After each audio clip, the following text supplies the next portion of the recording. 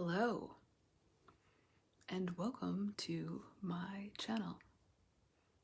Hashtag KellyanTV, KATV. Coming to you live with some story time around, what you seek is within you. You've heard that before, right? It's somebody's quote. I didn't look up whose it is. But even as we learned through the story of Dorothy and the Wizard of Oz, she came to find out that the things that she was seeking was within her all along. Her ability to go home was within her all along. And that's what I want to remind you, inspire you, invite you to shift focus, shift perspective, be aware of your perspective, of where you are looking to what it is that you really want to experience, feel, like running your own business, sharing your art with the world, communicating more, sharing your healing, your readings, your voice. This has all started to come through. I'm getting ready to do a live inside the group Embodied. And this inspiration came through to share a little bit more about the energy that we're in right now and what is available to all of us to embody, as well as the themes and the patterns that I'm seeing in the collective.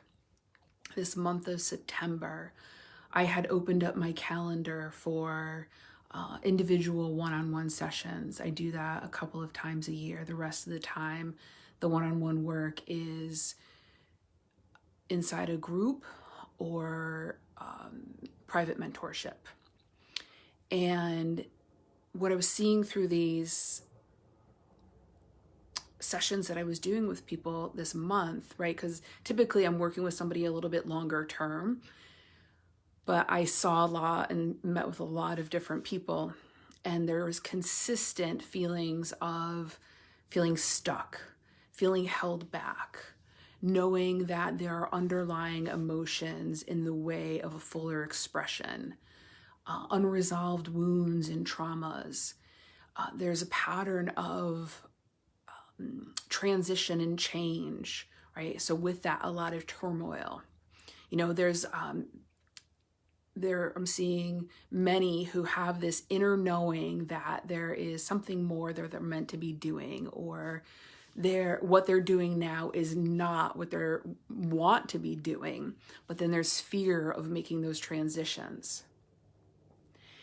And just like Dorothy had to go on her grand adventure, to find this Wizard of Oz, who turns out to be an illusion, right? It turns out to be a false thing because it was always within, right? So that's where I started this conversation, or I guess we're not conversating, you're not talking back to me, is that rather than looking outside of yourself for what you seek, it is within.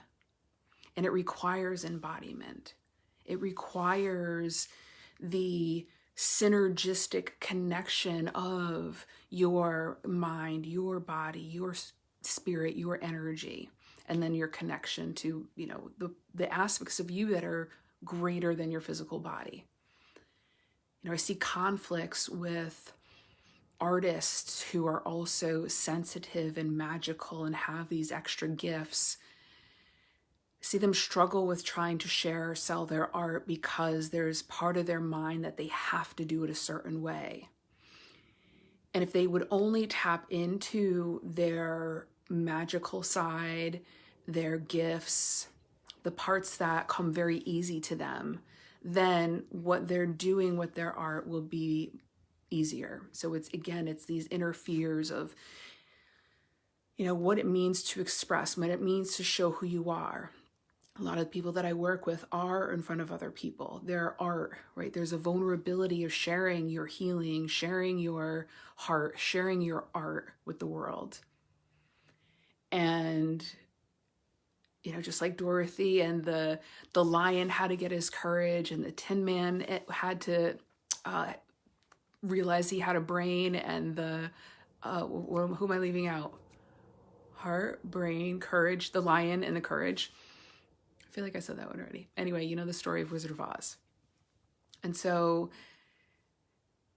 that's the journey, excuse me, of embodiment. That so it's when you are wanting to, you know that you are a more powerful manifester. You know that something more is available to you. You know that you have some art or a message or healing to share with the world. You know that the transition that you need to make, you know, even though it's scary, but you know you need to make it. When you know those things within, it's about learning to embody them, and through that, eliminating the fears, the limitations, the unresolved pain, the stuffed down emotions, the, you know, and learning how to be able to hold the energy of the experiences and the outcomes and that you desire. Because, you know, through this journey of evolution, growth, ascension, of embodying who you're meant to be here, right? Doing the work that you love in relationships with friends, lovers, family that you love, that you enjoy being around, you know, feeling healthy in your physical body, your emotional body, your energetic body, having the energy that you want. It requires some release of density and allowing the greatness of who you are to come in. You know, how many people I work with who talk about like being afraid to be successful or happy. You ask yourself, like, am I, my fears in the way of allowing this life that is meant to be expressed through me? You know, am I afraid? You know, am I holding back because of what people may think? Or do I have a belief that I'm not good enough, or that I need something more before I can do this thing? We are in the season of embodiment right now. This fall equinox time, this period of where you take all of your wisdom, you take all of your magic, all of your medicine that you've been cultivating over the year, the months, the lifetimes, and allowing yourself to be the fuller expression here. Doing whatever it is that makes you feel happy. Writing the script of your story from a place of empowerment versus fear, right? You know, we can feel afraid and still do the thing.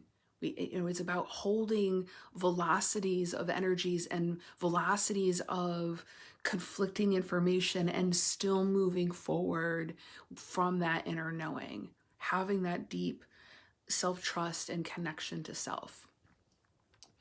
And so these things that, you know, we're trying to do, or we feel like maybe we're too late, or we missed a chance, or you're confused and you don't know what your mission is, or what, you know, direction or step you should take, or you know the step you're supposed to take, but you're afraid to do it because all of these stories come up. There are ways to move through those things really quickly and be able to move forward. So do some reflection. Ask yourself, what is it within me that I already have that I've been seeking? Or flip it around. What have I been seeking that is already within me?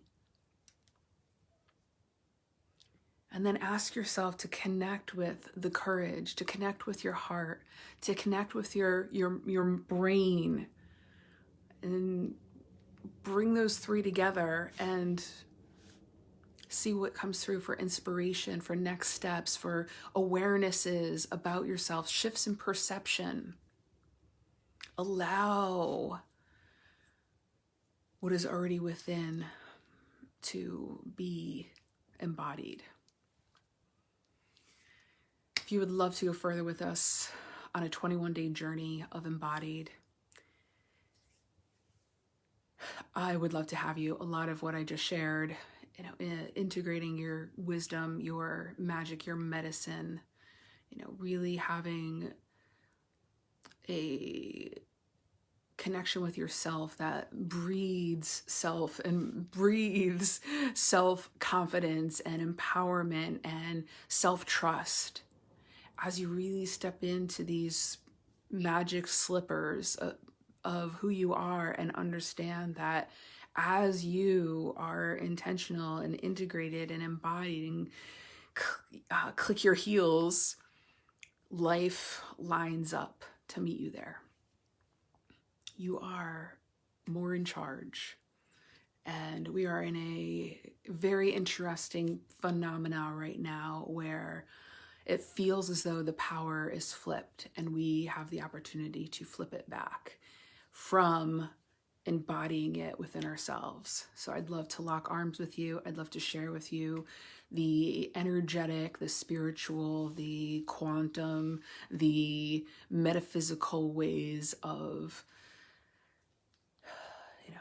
what I've done to be able to stand in front of a camera and talk about some things that are very near and dear to my heart as well. And I